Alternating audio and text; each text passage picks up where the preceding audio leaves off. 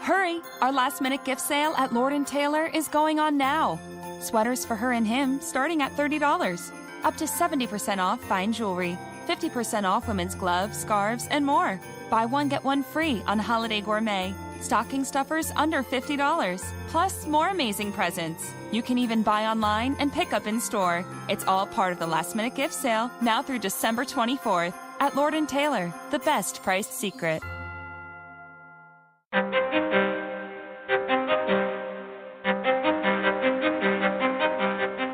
Are you ready to unapologetically unleash your bold and define your life, money, and business? Define You Radio class is in session with host the Southern Belle of Bold, Valencia Wallace, brings you the stories behind the glory. Hear from women and men who decided that life didn't define them. They were going to define themselves. Pen and papers ready? Class is now in session.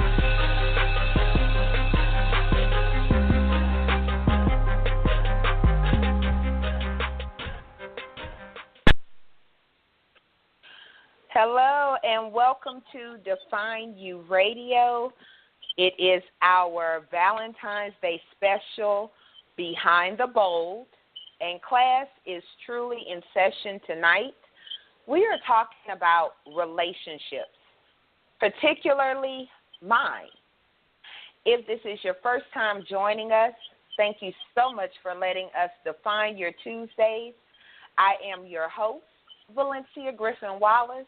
Make sure you follow the show on Blog Talk Radio, and you can also connect with me at www.valenciagwallace.com. The Facebook page for tonight's mic dropping moments is Define You Radio Behind the Bold. Now, February is the month of love and relationships. And you're going to appreciate, at least I think you're going to appreciate the openness and honesty that me and my husband are going to share with you guys tonight. With that being said, I just want to introduce my husband real quick. David, are you there? Yes, I'm here. As you guys can tell, he is excited a little. He's not used to being on this end of the mic, but it's going to surely be an interesting, eye-opening show. Now, since my relationship is the topic, of course I had to bring in a special guest host to handle the interview portion. Tonight's interview will be conducted by Miss Tosha Dearbone. If you've heard her on Healing You and Define You Radio before, of course. She is the leader and founder of Positive Express. She's part of Define You movement. With that being said, Tosha, are you there? I'm here. Good evening. Yay. Okay. Well, if you're ready, let's all take a deep breath. And I know it's going to be a very interesting show. Guys, if you have any questions or comments, feel free to hit 1 on your phone. We are also manning the Facebook page for any questions and comments there. And we'll go ahead and get started. So, Tosha, if you want to give a brief intro of yourself, and then you could go ahead and just go into the interview. Okay. Well, as Valencia said, I am Tosha Dearbone of Positive Express, founder of Positive Express. I'm also an ambassador for Define You movement. And tonight we're talking with Valencia and David Wallace on their interracial relationship. First, I want to ask Valencia how or what made you want to do a show like this in this terms? It's funny that you asked that because I debated with doing a show, number one, with my husband, and number two, about our relationship. But I felt like with everything being so divided and, racially, we have a lot of racial division in this country, and I'm sure, a lot of countries is very similar. But yet and still we found a way to make it work. You know, and we do talk openly and honestly in our household about racial issues. And I think with people, they almost look for you, especially because I am somewhat public, people look for you to choose a side. And it's hard to, you know, like, I feel like I don't have to choose a side. That would be false to not only who I am, but to, you know, to my husband. So I hope that explains. And then, too, I'm always talking about relationships and giving relationship tips. And I thought, okay, I'm just going to go ahead and put it out there, the real behind this real relationship. Yay. Yay. Okay. Well, how did y'all meet? David, or as I call him, Craig, because a lot of times I refer to my husband as Craig. So other people refer to him as David. But, husband, if you want to go ahead and tell that story from your perspective, I think it'd be interesting. Do you want me to tell the whole story? Well, we met online. What you want us to know? Yeah, we met online. It was I guess a dating website. Okay. And Valencia actually didn't have a picture up on her profile. And so I guess the way she caught my attention was the first question she asked me was, where do you keep your ketchup? And I didn't know what she was talking about, so of course I had always kept my ketchup in the refrigerator. Well, that no longer applies because we keep our ketchup in the cabinet. But so we talked for a little while, I guess, 2 or 3 hours that night, messaging. Yeah. And then she said she had to go, and she said, well, I guess I'll give you my number because I guess you're not going to ask for it. So that's how it started. Tosha, may I interject? May I interject a little? Because, okay, yes, we of course met online, and what made me like his profile, right? Because I was on a dating website. Was he had a quote or something up there that said, "Those who wonder are not always lost," or something of that nature. So I kind of opened up the conversation with him by saying, well, sometimes they are lost, you know. And then came the catch-up question. And let me explain the catch-up question. Because yes, please. To me, a deal, I don't like cold ketchup. So to me, a deal breaker, crazy as it may sound, a deal breaker is like somebody that keeps the ketchup in the refrigerator. So like he said, we keep it in the cabinet. I do not like cold ketchup. You know, everybody has their deal breakers and their things like that. And to me, that was like, I don't even think I asked if I knew he had a job or guess he had a job. But the important question to me was, you know, I need to know, where do you keep your ketchup? So it's so funny. That's so funny to me now, just thinking about it. But he is 100% correct. I did. He probably thought I was weird.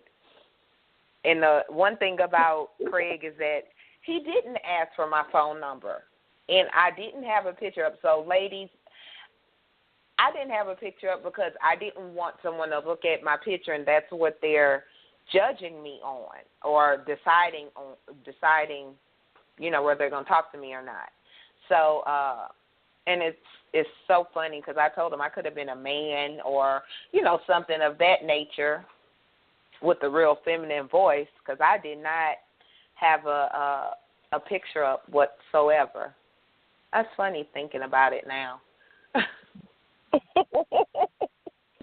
Okay. Well, before y'all started dating, did it cross either one of y'all mind that y'all were a different race?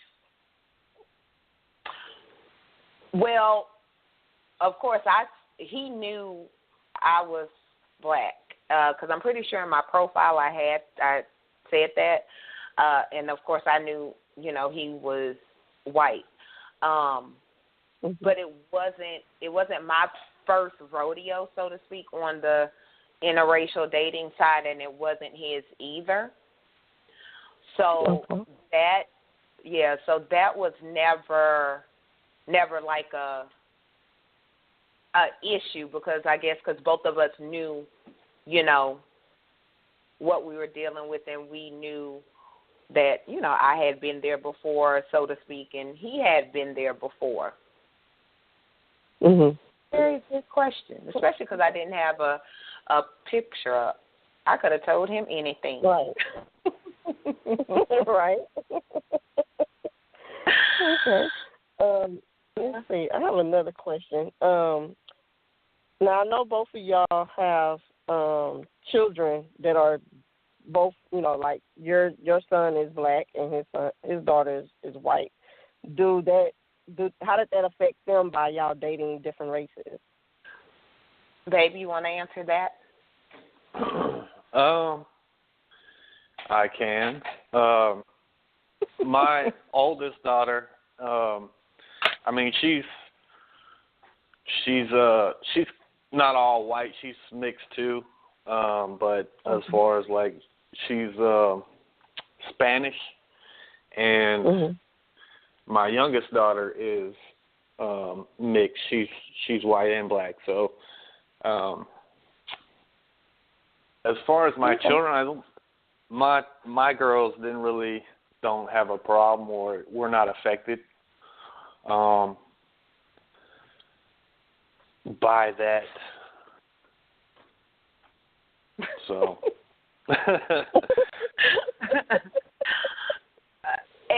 and Cameron, which is, my son, he wasn't either. And it kind of goes back to that, being that it wasn't my first time dating someone that wasn't black, and it wasn't Craig's first time of dating someone that, wasn't white. So I think for the kids, it was, it wasn't a thing, and kids see the world differently than most adults, Right. So, for them, it wasn't a thing. And, Cameron, of course, he's older than the girls, so he loves, that whole being big brother thing, because, of course, he's a only child on my end. And, so, yeah, the kids adapted really, really good, but kids do. As long as it's a good situation, I think children do adapt. So, yeah. Okay, so since we're on the guidelines of family and kids, how did y'all families feel about it? Were there any, objections? Craig. My family. Yeah, exactly. My family actually, I believe they love Valencia more than they love me. Now. But, yeah. Now. Of course, we did have that conversation with my mother where she said she would still bring a shovel. So.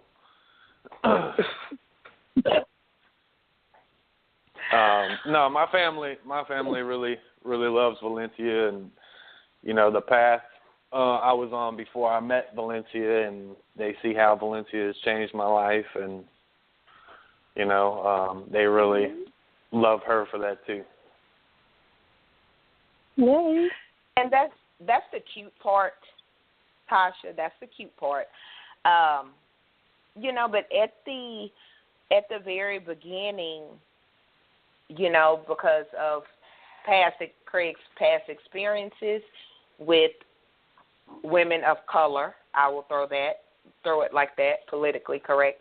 I think that, and Craig could probably verify this or where I'm going with it, I think that they kind of may have had a bad taste in their mouth until they met me and got to know me and saw the differences that it made in his life. Because, you know, anytime we experience certain things with people of a different race, a lot of times people that don't know will assume that everybody or every, you know, black woman is a particular way. Babe, would you agree with what I'm saying? Yes, I will agree.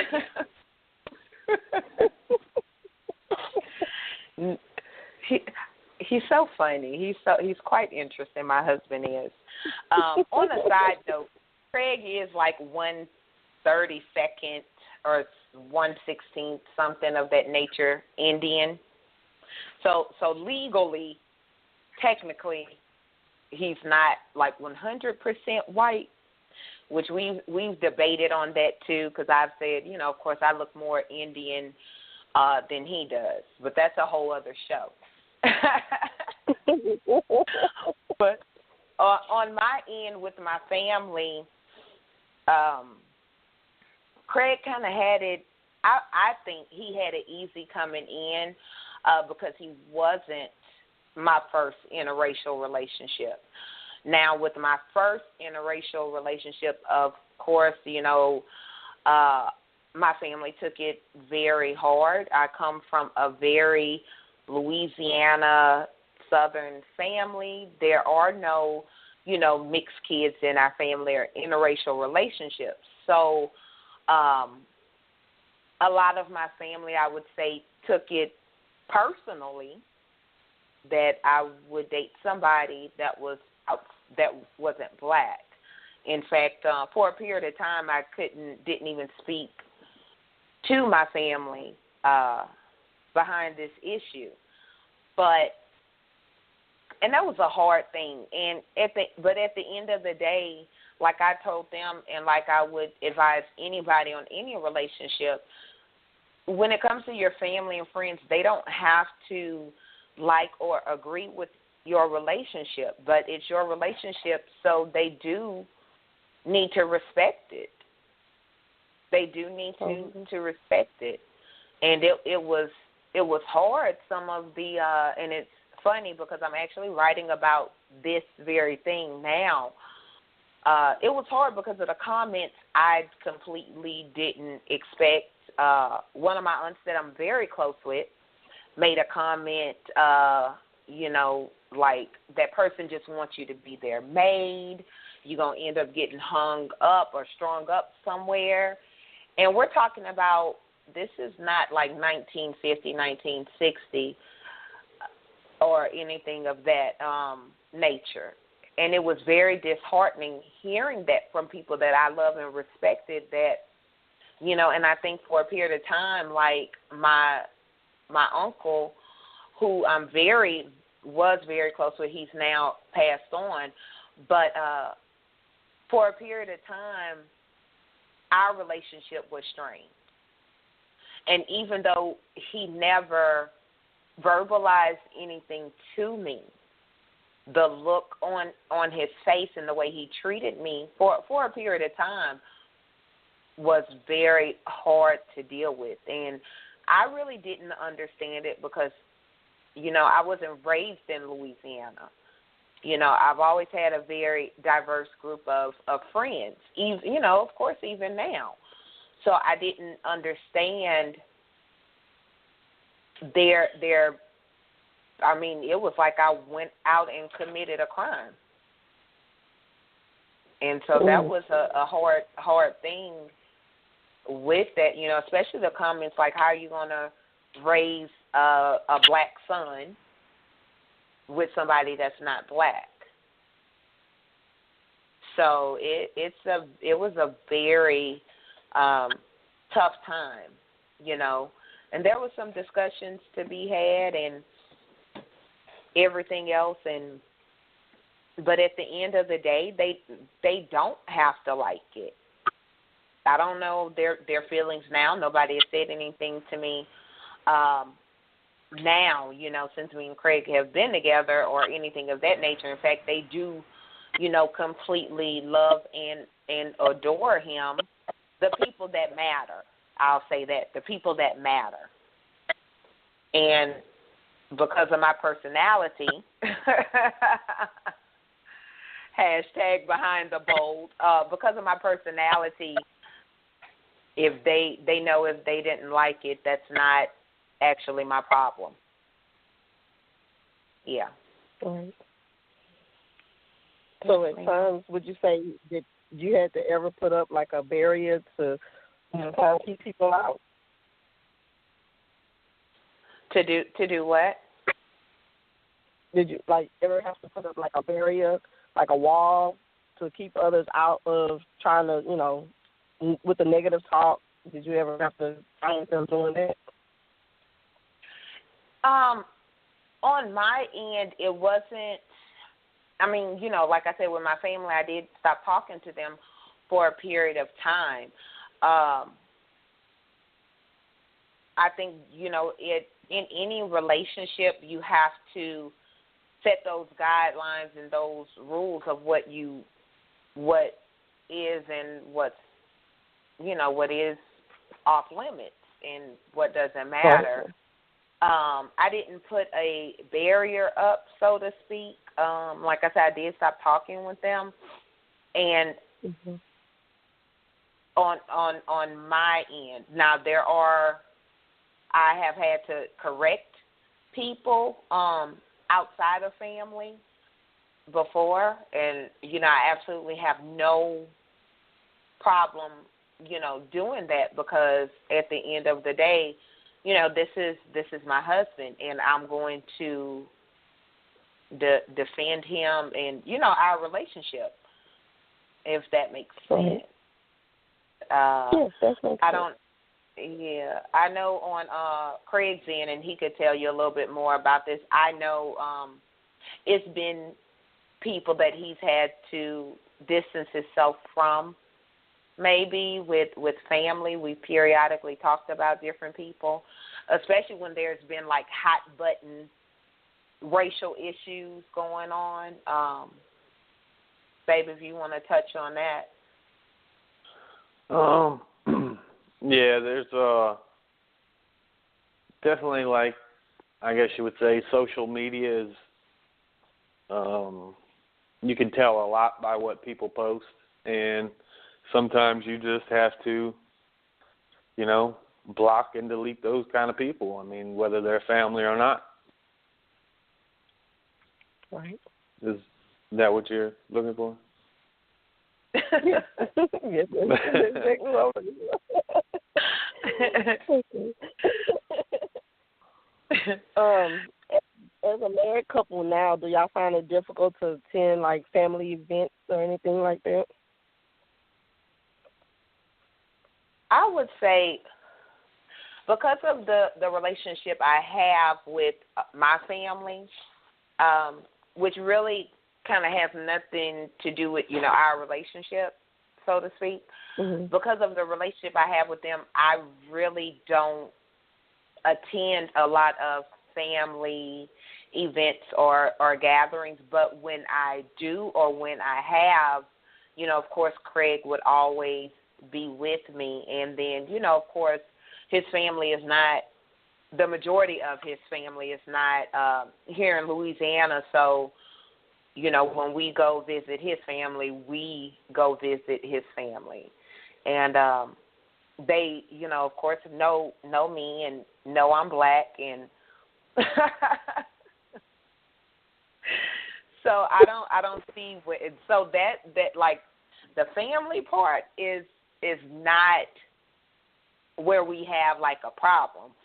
The public, that's a whole that's a whole other thing. And I really don't want to say it's a problem, but that's when,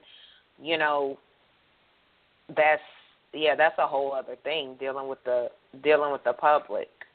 Because you do get the stares sometimes, because I think that people are really used to seeing a black man and a white woman, just, in my opinion, from what I've seen. And so when you see a black woman and a white man, it causes, pause, like, okay, what's going on here type situation. People will look, and they don't even try to hide that they're looking. And babe, if you want to touch on that too. I think most of our problems have been like in the checkout line. Oh my goodness. I'll put a few things from the basket onto the thing, and then Valencia will put a few, and whoever's working the cash register will be like, is this together? And, that very much offends my wife, and she tends to let them know. But I think in the beginning, like, I noticed more of the stares and stuff, but now it's to the point where I don't even pay attention, So, yeah, definitely check out line. In my defense, okay, let's say this. To me, it's like common sense, unless I'm being stalked. If we're there together at the line, if we're, putting our stuff up there, of course we're together. And, generally, depending on the day, I'm not going to lie, my response will be something like all day for life, and flash my ring, or, no, I'm just being stalked. It really depends on, because to me it's an utterly ridiculous question. But because we are one, we are together, so, but I guess, people still see us separately. So we do, still to this day, I think just the other day, the lady at the checkout asked that question. Sometimes I just give them a stare like, really? That's something that's very, very offensive. And as far as with the stares, it's something, because I know people I've talked to that's, in interracial relationships or whatever, that is one of the things that a lot, or thinking about it, that's one of the things that they say, I couldn't handle being stared at and so on and so forth. And, well, depending on the day, I may stop and strike a pose. I may give them a look back, or I may ignore them. It really depends on the day, because to me it's utterly ridiculous. But people will stare, and which comes my, who raised you, wolves? Like, when do you stare at? Why do you ask? I'd rather somebody ask a question than just stare, because it may seem not normal or abnormal to somebody else, but this is our everyday life. So it's not that it's special or abnormal to us,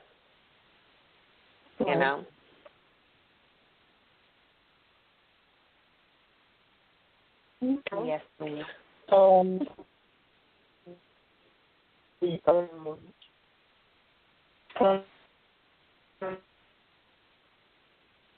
I'm sorry. Can you repeat the question?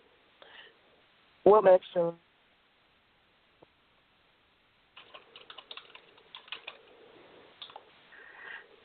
Or maybe you're having a little technical difficulty. Yeah, I can hear you now. What was your question again, Tosha? What makes your relationship? Okay, I could like hardly. Wait, ask it again. Ask it again. What makes your relationship work for y'all? The fact that we are best friends, literally. I could have a good day or a bad day, and I can talk to him. I could talk to Craig about business, and he may not understand all the technical side of this end of the business, but I could have a frustrating day, and he will understand, or he will listen, or at least he will pretend to listen. And he knows, we definitely focus on communication and really being friends. And one of the things that I tell people in a relationship, one of the keys, because you're not going to always agree, but you have to learn how to fight fair. So if your relationship is not, let's say, you guys get into an argument or a disagreement, watch the words that you say, because you could say something you can't take back. So we definitely kind of take that approach when we don't agree. But for the most part, we're best friends. We could do silly, adventurous stuff together, or we could do, get dressed up and go out to eat, I think, on my end, that's what I think really makes a relationship work really well. Husband? I think definitely communication and, wanting your partner to be happy, wanting that person that you love to be happy more so than yourself. I mean, if you love that person, you want them to be happy. I mean, it doesn't matter how you feel. You want them to be happy more than anything, and I think that helps out a lot in our relationship. If mama's happy, everyone's happy. That is very much a true statement. And I want to kind of touch on, like, when we talk about communication, I've been asked before, how does Craig feel like, if I have to talk to a guy, whether it's for an interview or something of that nature, for the business side of it. And I think that would be a good question for him to answer, because I would always say, of course he doesn't worry about if I have to talk to a male or interact with the male, because, he knows I love him and I respect our relationship. But I would love to hear his answer live.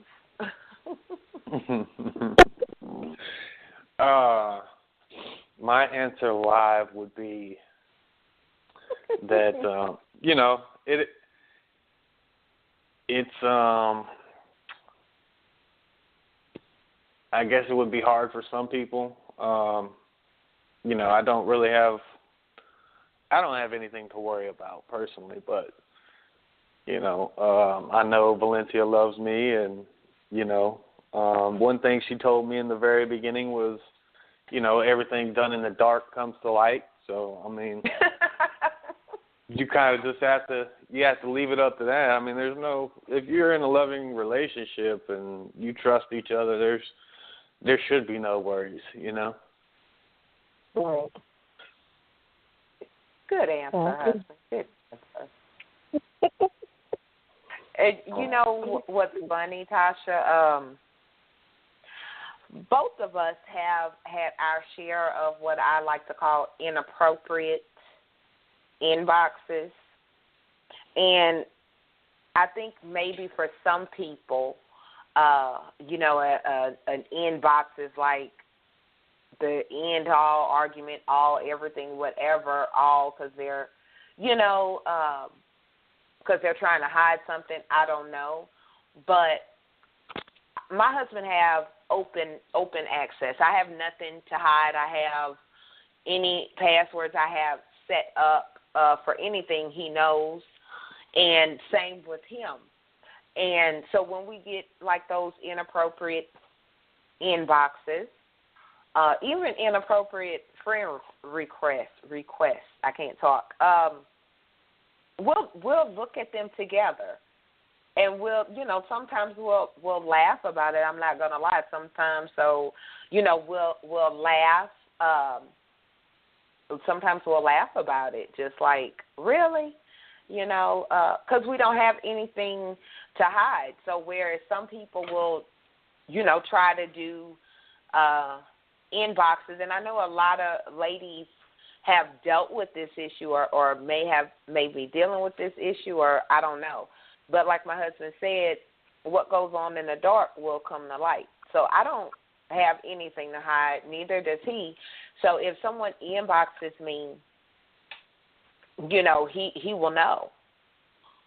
And because it's funny and ridiculous at the same time, and same with him. And some of them are like inappropriate inboxes, so like, hey, are you married? Or hey, I used to know you from so this, or stuff like that. But like last year, I did receive a very ugly inbox. And because I do get these types of I haven't gotten one in a while, but this one like infuriated me because it violated my inbox. That's how I felt. But I had a guy inbox me, and he was like, you're a black queen. You should be ashamed of yourself being married to this white boy, and that kind of stuff. So like when I say like the problem doesn't like really come from the family, a lot of times the problem or the issues or the stupidity comes from the public. And I did address this inbox in my very bold Valencia way.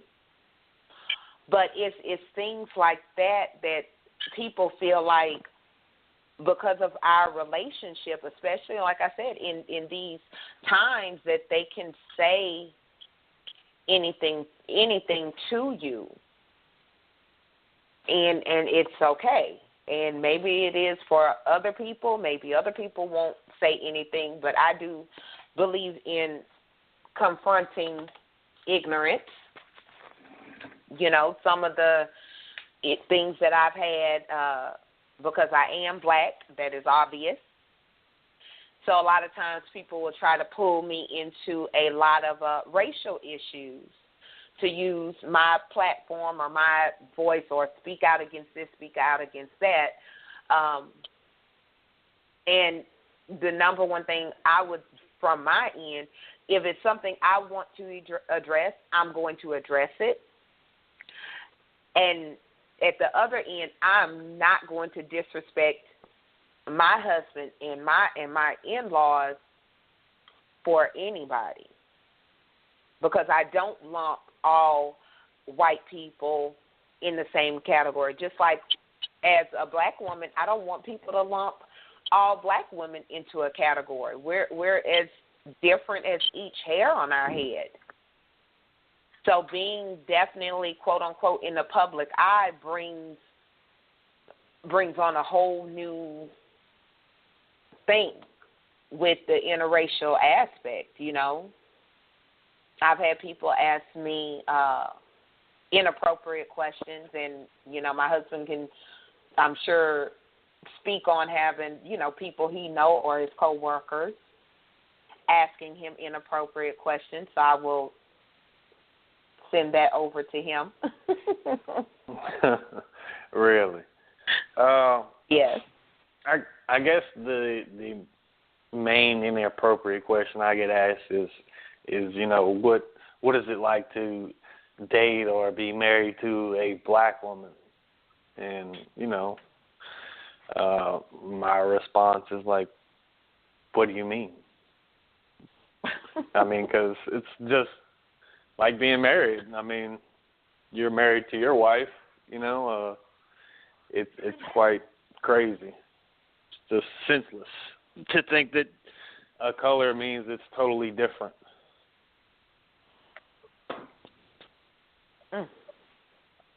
Good point. I know we just hit like a whole bunch of nails, huh, Tasha? But though, I mean,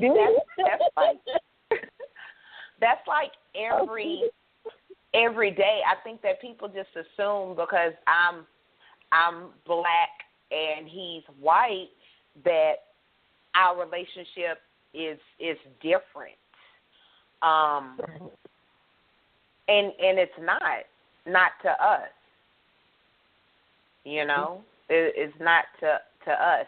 But I do understand because from the outside looking in, it seems different. Like maybe he's some magical white guy or I'm some magical black woman to where we got together or something of that nature.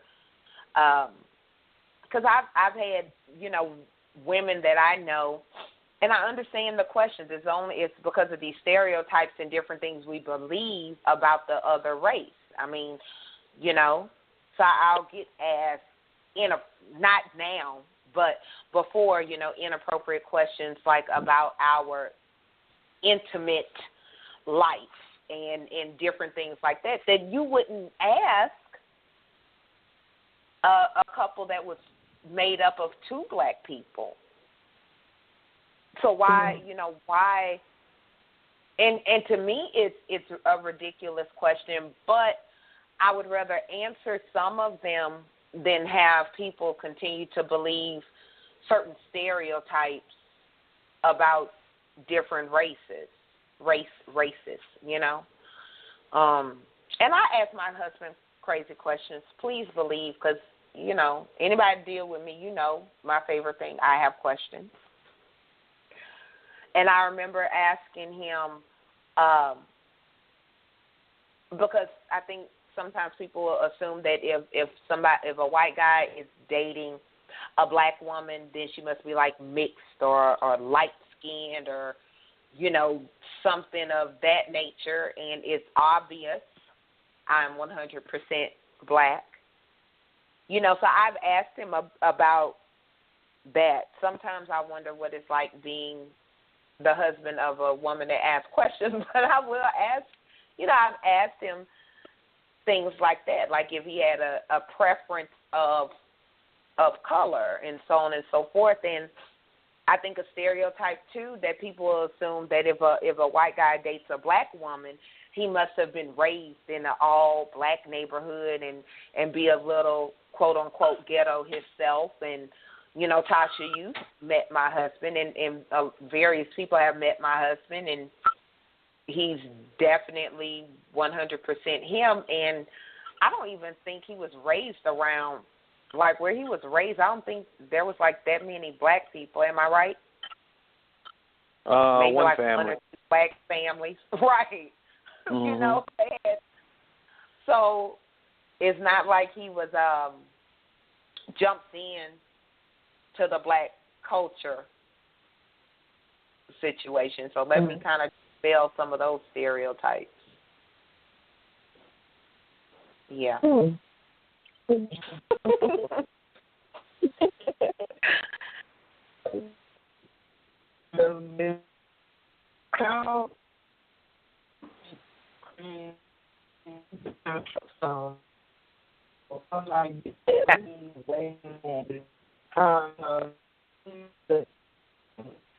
You're breaking up a little bit, Tosha. I don't know if you want to. Yeah, go ahead. Yeah, I can hear you now. Okay. You know, how Craig goes on, you know, he drives trucks. How do you handle that, him being gone on the road for long periods of time? Very good question. I honestly think, and what Craig does is he goes to, you know, different plants, and he's, you know, maybe gone a day or two. he may work locally and come home every day, or he may be gone 2-3 weeks out of state. And I honestly think that aspect of our relationship makes it work, especially because I have my own business. But then going into the relationship, I knew what he did. In fact, I think the first 3 months we were even talking, he was out of state, if I'm not mistaken. But for me, it's what I'm used to. Then I could run my business and have more time, and it makes our relationship work. There are those times that I really, really miss him and everything, but I know he's doing, what he has to do to take care of the family, and I have to respect that and not make him feel guilty about that. And it's funny because I've gotten that question from different women who feel like they wouldn't want to be in a relationship with someone that's gone all the time, or going a lot, or a 24-hour call, because we really can't plan holidays and stuff because of how he works. And one of the things I would say is I would rather him be going to work than him at home with no job, And like I said, it keeps our relationship fresh. I think that's one of the reasons we get along so well. I don't know how I would act if my husband was home 24 hours a day, because then that means I'd have to cook and do wife stuff a whole lot. Now on his end, I guess he could tell you how he feels being gone away from the house.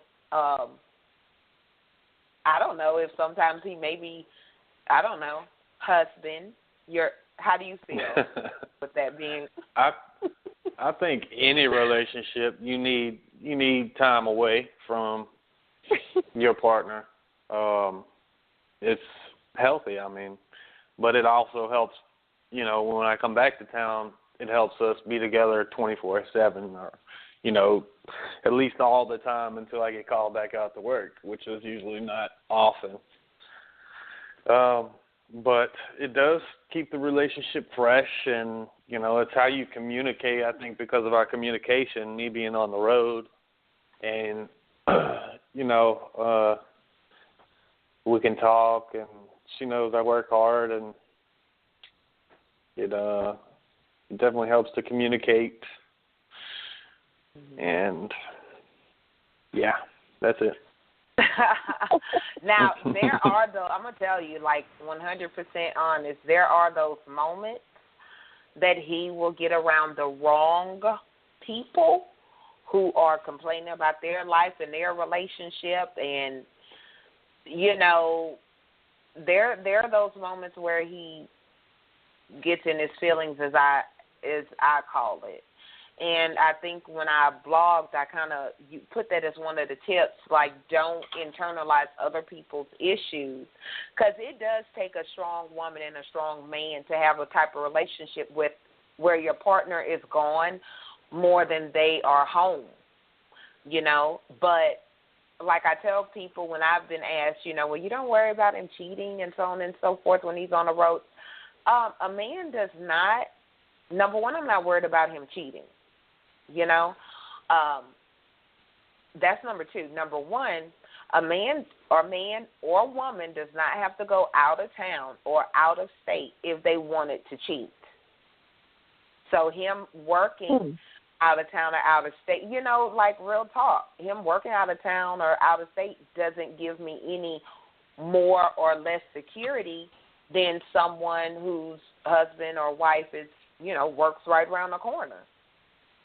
That's what I think a lot of people don't realize, is that, people are going to do what they want to do, whether or not, you could go to the store and the person you live with cheating with the neighbor, or the person behind the house, or whatever. You know, if somebody wants to cheat, they do not have to go out of state or out of town to do it. Let me just throw that out there. Drop the mic. A real true story. I mean, I think one of the main things with the relationship, and what's so funny about ours, and I know we have 10 minutes left. That time goes by fast. With the funny thing about our relationship is neither one of us went into the relationship wanting a relationship. In fact, our exact words to each other, his exact words to me was, been there, done that, not interested in being married again, right? This was like one of those first conversations we had. And my thing to him was, I'm not trying to get in a serious relationship because I plan on jumping state when my son graduates, and I think Cameron was like in 9th grade or 10th grade at the time, and he since, graduated and everything. But so it was funny, like both of us went in with we're not ever going to be in a relationship thing. Conversation, like that was a conversation we had. So it's not like I went. Neither one of us came into the situation bent on being in a relationship.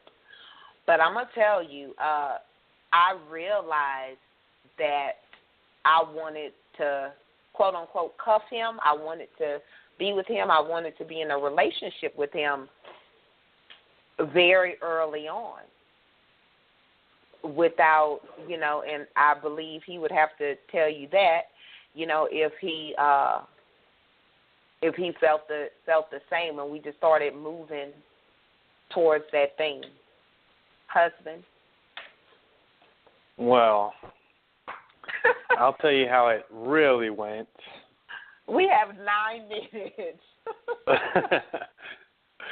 I had a few shirts in her closet, and she said specifically, when you get this much clothes in here, you have to move in. And it went from there. And pay bills. Yeah.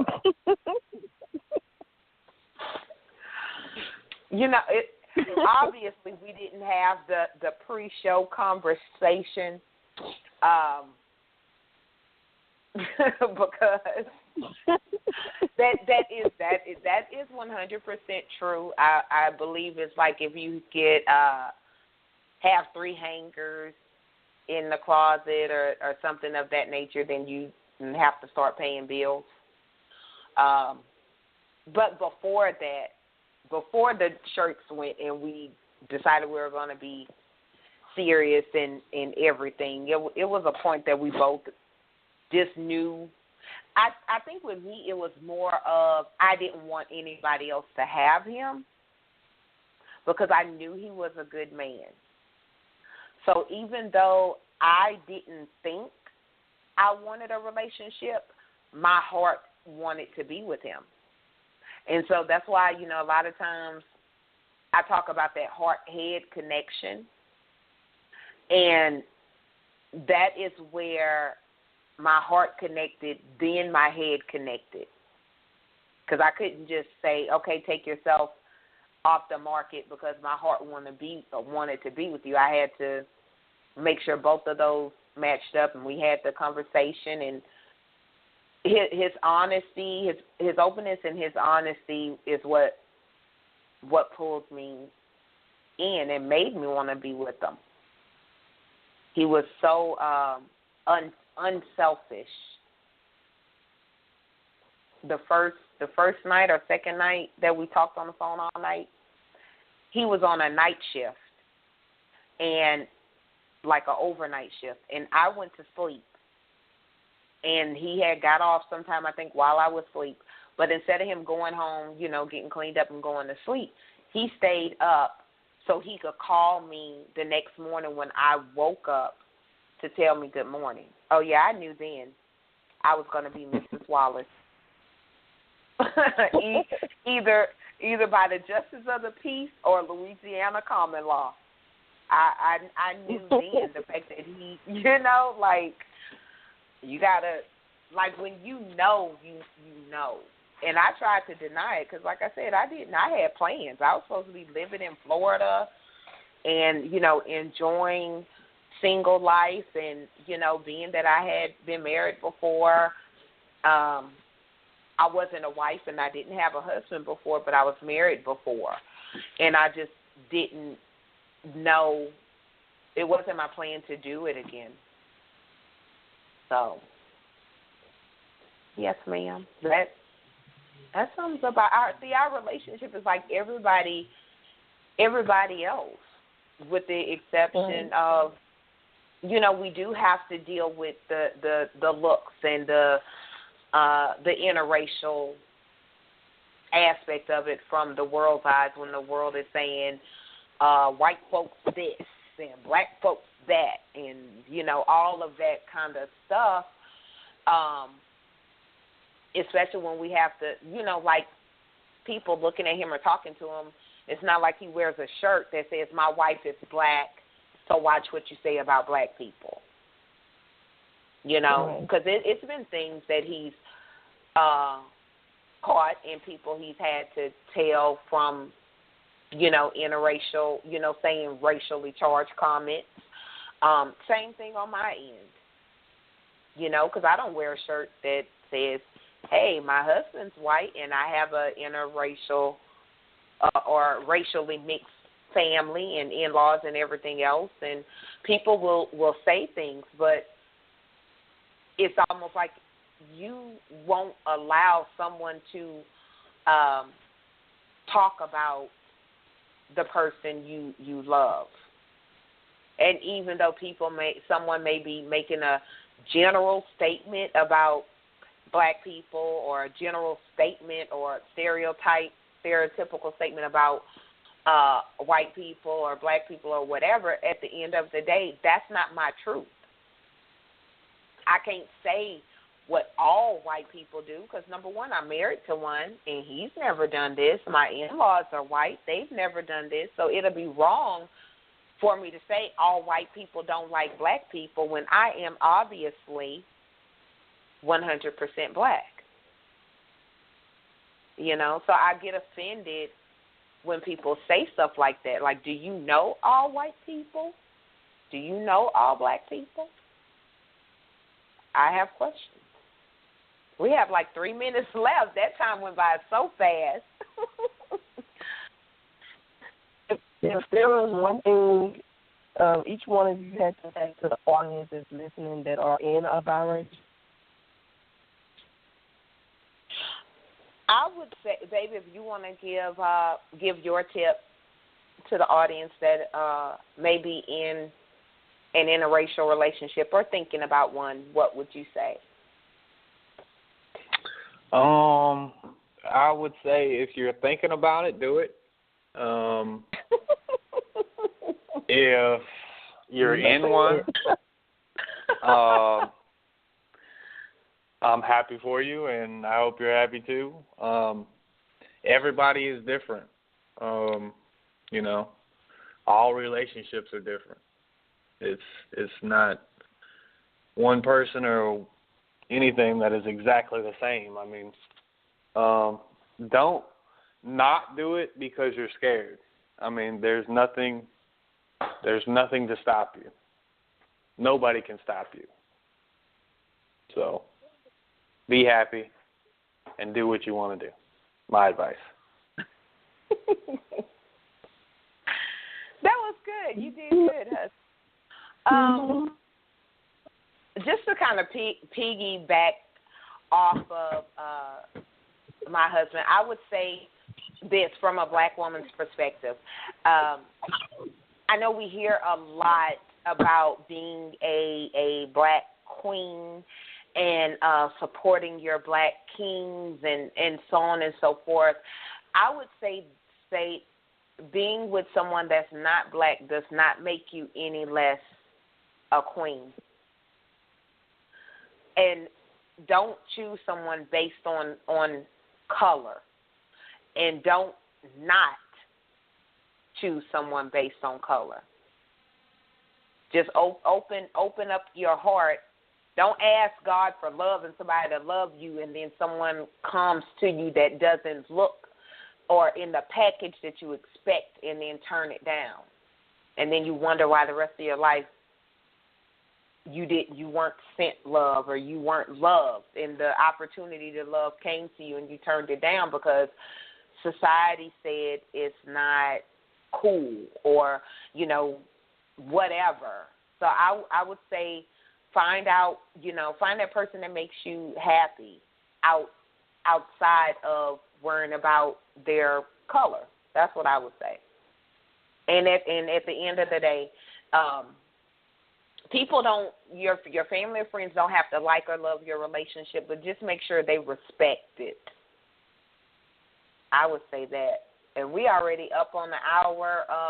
Number one, I want to thank you so much, Tosha. You did an excellent job on the interview. I want to thank my husband for stepping outside of his comfort zone and coming on Define You Radio, Valentine's Day special.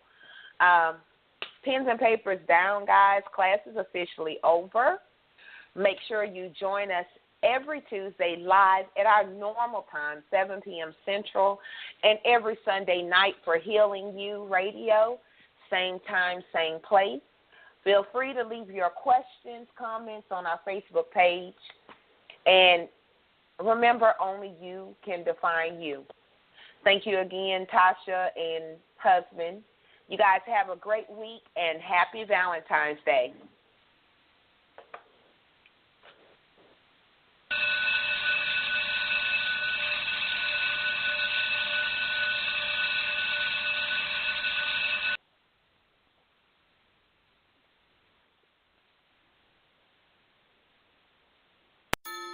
Hurry! Our last-minute gift sale at Lord & Taylor is going on now. Sweaters for her and him starting at $30. Up to 70% off fine jewelry. 50% off women's gloves, scarves, and more. Buy one, get one free on Holiday Gourmet. Stocking stuffers under $50. Plus more amazing presents. You can even buy online and pick up in store. It's all part of the last-minute gift sale now through December 24th at Lord & Taylor, the best priced secret. Hurry! Our last-minute gift sale at Lord & Taylor is going on now. Sweaters for her and him starting at $30. Up to 70% off fine jewelry. 50% off women's gloves, scarves, and more. Buy one, get one free on Holiday Gourmet. Stocking stuffers under $50. Plus more amazing presents. You can even buy online and pick up in store. It's all part of the last-minute gift sale now through December 24th at Lord & Taylor, the best priced secret.